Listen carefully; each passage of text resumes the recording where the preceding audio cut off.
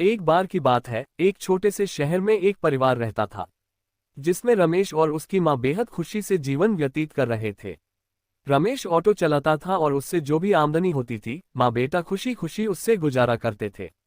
एक दिन उसकी मौसी रमेश के घर आई। उसने रमेश की माँ से रमेश की शादी के बारे में बात की, जिसे सुनकर माँ बहुत खुश हो गईं।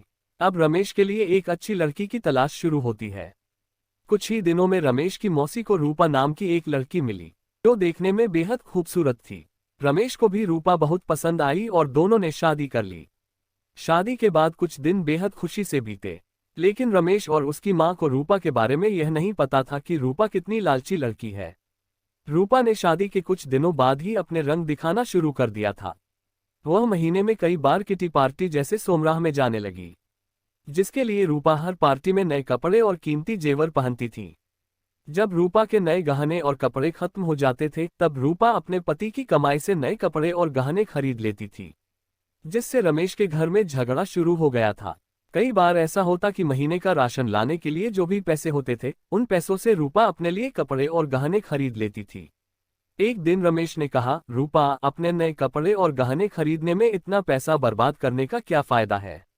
आपको सोचना चाहिए कि आपके पति की इतनी कमाई नहीं है कि आप एक महीने में 10 बार किटी पार्टी में जाने के लिए नए नए आभूषण खरीद कर खर्च कर सकें।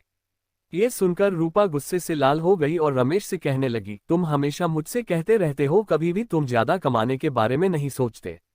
यदि तुम ज्यादा ऑटो रिक्शा चलाते तो ज्यादा कमाई होती और आज मैं आराम से नए नए कपड़े पहन सकती। ये कहकर रूपा अपनी सास के पास जाती है और कहती है, माँ जी, जो गहने आपके पास हैं मुझे दे दो, मैं इसे पहनकर पार्टी में जाऊंगी। रमेश की माँ ने पूरी बात सुनने के बाद कहा कि पुराने जमाने में सभी बहुएं अपने जेवर सास को देती थीं, लेकिन तुम मुझसे गहने मांग रही हो। रूपा ने कहा, तुम गहनों का क्या करोगी, मुझे दे दो।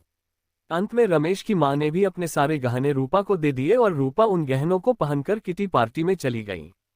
इधर रूपा के जाने के कुछ देर बाद ही घर में रमेश की मौसी आ गई। उसने रमेश की माँ से रूपा के बारे में पूछा तो माँ ने रूपा के बारे में सारी बातें बताईं। ये सुनकर मौसी ने रूपा को सबक सिखाने की सोची। रूपा की सास भी इस खेल में शामिल हो गई। रमेश की चाची घर का सारा राशन और सामान अपने घर ले गईं और थोड़ी देर में अपने सारे गहने और नए कपड़े ले आईं। गहने और कपड़े लाकर उन चीजों को घर की अलमारी में और कुछ को रसोई में रख दिया और अपने घर जाने लगी। जाते समय रूपा की सास से कहा कि जब रूपा घर आएगी तो ये जेवर देखकर वह तुमसे कुछ पूछेगी, तुम उसका अच्छे से उत्तर देना। उसके कुछ ही समय बाद रूपा किटी पार्टी से घर आई और अपनी अलमारी में सभी नए गहने देखकर बहुत खुश हुई। लेकिन शाम को जब रूपा रसोई में खाना बनाने गई तो उन्हें फिर से राशन के डिब्बे में नए गहने मिले, जिसे पाके रूपा की खुशी का कोई ठिकाना नहीं था। लेकिन जब रूपा ने किचन में राशन की तलाश की तो उसे कुछ नहीं मिला, जिससे वह परेशान हो गई और अपनी सास के पास गई और पूछा कि मां जी, किचन का राशन कहाँ गया? तब सास ने कहा कि बहू, आपको गहने और कपड़े सबसे ज्यादा पसंद हैं, इसलिए आज मैंने घर का सारा राशन और सामान बेचकर आपके लिए नए गहने और कपड़े खरीदे लाई हूँ। अब आप इसे पहन सकती हो और पार्टी में जा सकती हो।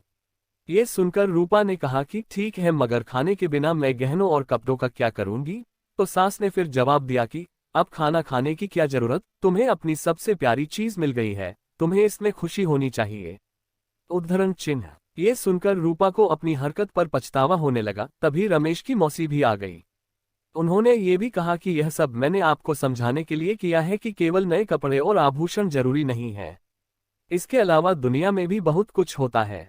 और अगर आपको नए गहने और कपड़े पहनने का इतना शौक है तो आप खुद क्यों नहीं कमाते और उस पैसे से ये सारी चीजें खरीद लेते हैं।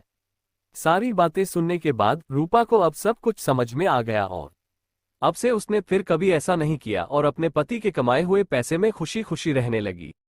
को लाइक करें और मेरे चैनल को लाल बटन दबाकर सब्सक्राइब करें। हमारा एक टेलीग्राम चैनल भी है, इसको आप ज्वाइन करें। यहाँ आपको अमेजन और फ्लिपकार्ट के प्रोडक्ट ऑफर में मिलेंगे।